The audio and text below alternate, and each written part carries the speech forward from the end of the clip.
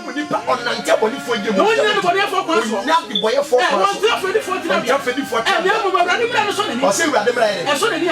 so many. No, I didn't know what you are. The Saba will go and share on a path. No cream near Syria. And yes, Shiana do. Not to say, and David Namu. Sandy Pano, seeing a man some holding in the Juan. Bob was what to say, Bia. It's just one. I have so now on the bloom. Was off of the catch or on my own Kenya Mason. Or walk across 10 years. While we invest your cash on quotation, traveling to that. So, photo sentences, that is matter, economy one way, or fuck a single. So, let me a quotation, and son. You will see home. See, Yamia send food for the soul. So, we pay Yamia some 1 Corinthians 16:22. Bible say, oh, Yamia some of creature in the sea. What's the poor me so much here? 1 Corinthians 16:22. I will pay. What won't pay a nursing? Dear, the Bible can fall. What's the poor me so much here? So, we pay your upon someone. So, we'll be paying your upon someone. When you want to be a winner motors, I saw your son.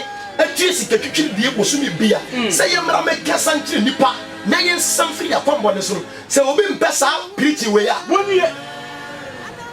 Be a body, maybe a book of won't pay your nursing. What's it? Did the principal say? Bible say they won't pay them coupons and non person becca. Jeremiah 7:8 was away Jimmy Paunibi. Jeremiah 7:8. Jeremiah 7:8. Now we never said that Papa Bay an hour. Yansa Papa Bay, I'm going to say, you will Yansa baby. Jeremiah 8:7. Jeremiah 8, verses number 7. What kind of what's in that?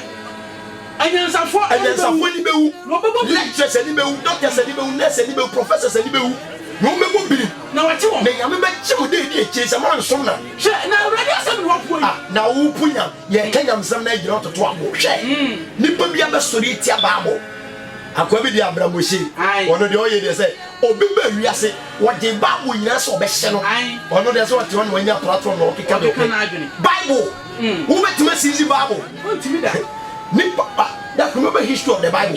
Papa be yana je say o hini bi obesisa Bible wiase na na o de esi obo bia kora nkan sha say nipa no be una ne fie no na print Bible nukrem yesu fa wan je da how many he say o cassette ya Bible na present sama platform ni we interview left and right me wajidi na social media when your followers be o be wu nukrem Bible na say Hebrews 9:27 say da o me pass wo preko no wana tire no na o be wu ti sa common sense for no mo hwe ho but to be very careful. Now, over years, will be the ball, will be the mount from her. And then there's a funny ball. Now, upon what would be contumela, only contumely. Common sense of one is a lack of knowledge. Almost common sense. Now, common sense is independent. You could send you with Tibiano, Biomas, Chicken Yanko Person, Babu, when the penny now the toy. And unity in the Bio Tibias.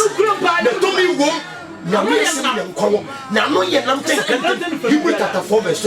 I'm a baby about Papa, Mammy, Christo near what good time, Ophinia Messu, Vienna for, oh, for dear when you do me per se. Who may not mere semi here, Chemo dear here. I said, I know for some wrong. Now, mere some one. Now, what do you want? Dear day, I won't want that burning. Now, I know you're mere someone one now. Sitting Granton for no beer. Na me asem e wu na wakum wo bojamani e bojama so na yim sesew na ya akoma so suye na ya akoma so suye na agim temufo ti na me asem no begina so de boaten na eni abode bia na adi wonanim ndi abode bia eso bie e wode no na se nyina ho da no pai asofo ne ayedesa mutie me mumi nyai bedi adanse na wan no na muma yense kiri nyame asem Jesus Christ be wiase Matthew chapter 15 verse 32. Matthew 15 verses number 32. Yes. Matthew 15 32. Yes, preach 3 days.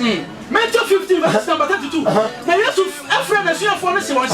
And before go yem, some go for yem mobo. So what tell me change? O matena me nchen.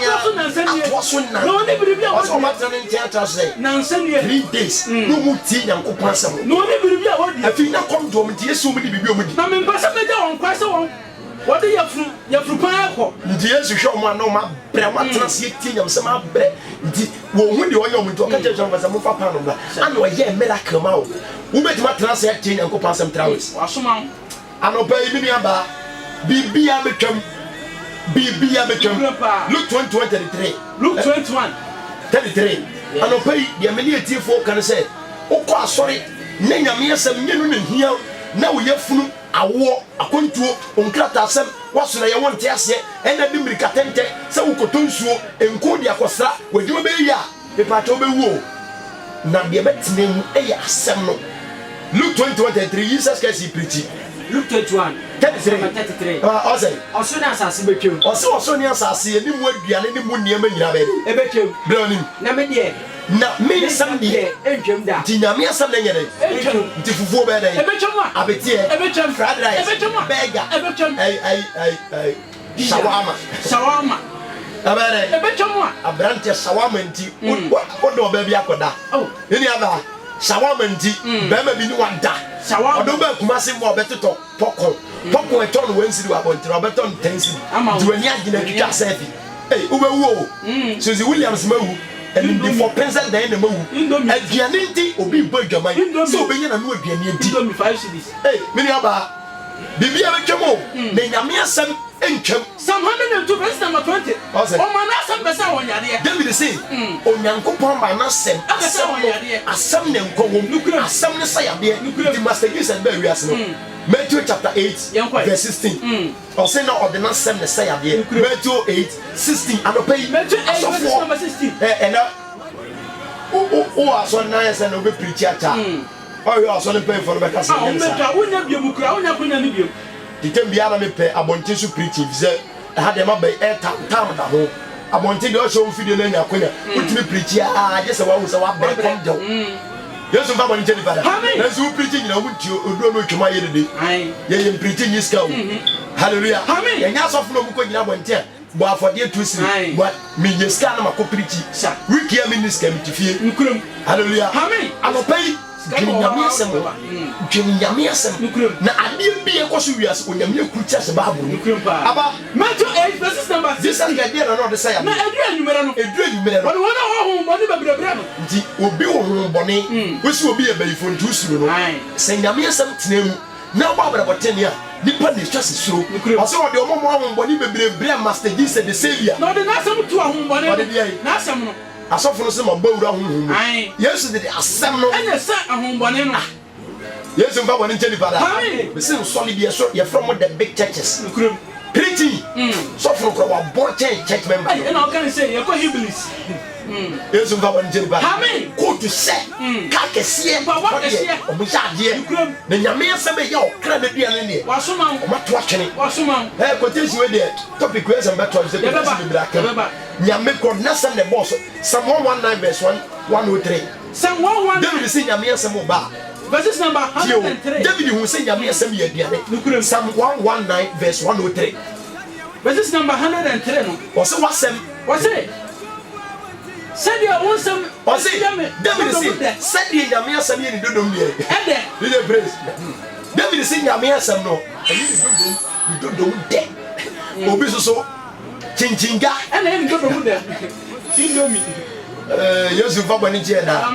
onya butter bread na odi magira fom ene mo ene de David de o say said you want some abrante bi nya wi wo obi dan kia bra Yesu po wadi wo wanu wi ya ye mo wabaso da na ya be no police station hallelujah amen ewade em woni pa bi ntiase David say said you want some ye do mu de Esu said ye ewo ye manu mpo hwe wose se ote nyame ne kasa na wo obi preach wo tia wose nyame asem no eye ni dodo mu de che de ewo nukurem ewo honi Solomon say me bedi wo na ye David say nyame asem ni dodo mu de che ewo Psalm 19:10 na yam fancy next week we dey meshabo me ba beto asem we dey ko tell you make me ntimi nkai ne ye hwede mo no tofa Psalm 19 verse number 10 and 11 David say aya kono se sika David say nyame asem no eya kono che sika ene sika ma papi ene sika ma pa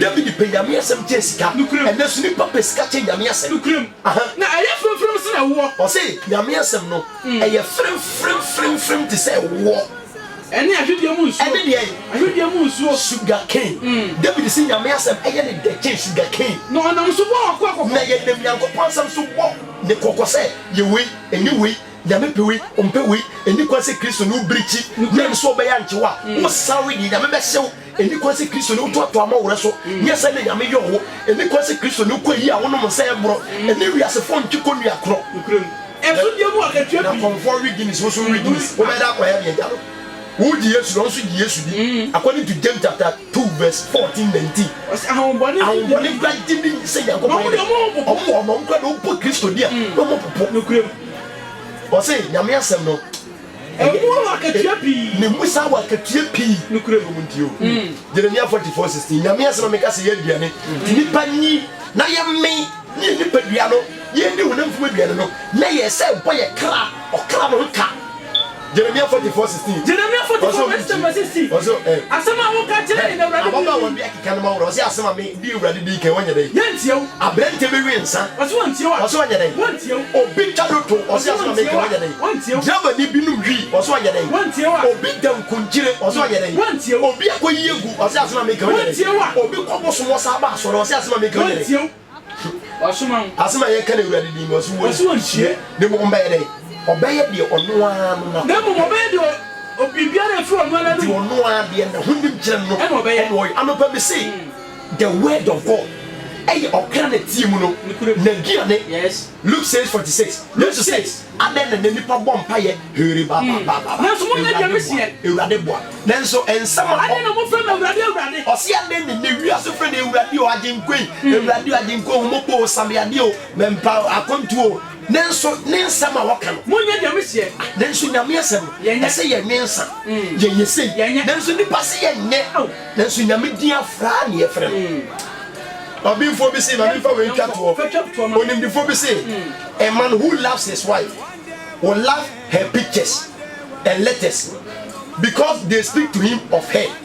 So if you love Lord Jesus, you should love the Bible because it speaks to us through him. John Scott I say bembe bi odo na yire no senenk o twere letter brena na nimfoni wo ha no ahwe mfoni na no afini no de akai no no say den yes about Jesus Christ na ne nsem wa ne letter wa twere ne pictures o de ma ye the Bible no yankai yanhwe lata mo ewrade mfa bone nche amen ma to mi mfa NC Revelation 2:7 ya ma tie for breda sene ya beba the food for the soul your topic bebre ho part 2 your topic bebre esem sa back na me kai Christianity and marketing e twasem beto aso na ebre ni nti ebre no baba yemfa we ntwa to Revelation 2:7 esi o waso ni ntie di asema me kai wo waso no ti de won kunkuru ka tia nyame asem se nyame asem ye aduane na entwam na aduane ni pe bon ka osenkafo sesem se ni pa bring na ebre ma ya no na de ne krapa na de